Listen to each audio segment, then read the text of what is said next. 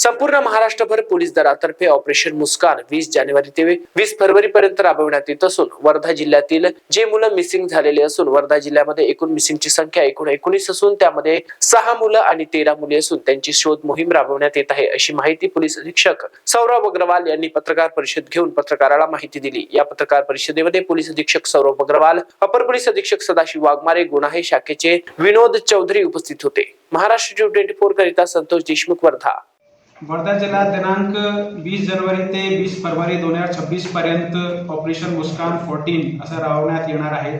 सदर ऑपरेशनमध्ये जे आपल्या जिल्ह्यामध्ये हरवलेले मुले आहेत, जे वर्धा जिल्ह्यामध्ये त्यांची संख्या टोटल 19 आहे, ज्यामध्ये 6 मुले आहेत आणि 13 मुली आहेत, त्यांचा शोध घेण्यात येईल। हा मोहीम जो आहे हे फक्त ऑन रेकॉर्ड जे हरवलेले मुले आहेत त्यांच्यापर्यंत मर्यादित न राहता जे सध्या मुले आपल्याकडे बस स्टँडवर किंवा धार्मिक स्थळावर किंवा रेल्वे स्टेशनवर मिळून येत आहेत आणि त्यांच्या पालकांचा शोध घेऊन त्यांच्या पालकांच्या सुपूर्द करण्याची कारवाई पण या मोहिमेच्या द्वारे करण्यात येईल। या मोहीममध्ये आम्ही डीवायएसपी स्तरावर एक ऑफिसर आणि 10 कर्मचाऱ्यांचा पथक तयार करण्यात आलेला आहे। यासोबतच एएसटी आणि स्थानिक पोलीस स्टेशनद्वारे पण यामध्ये कारवाई करण्यात येईल।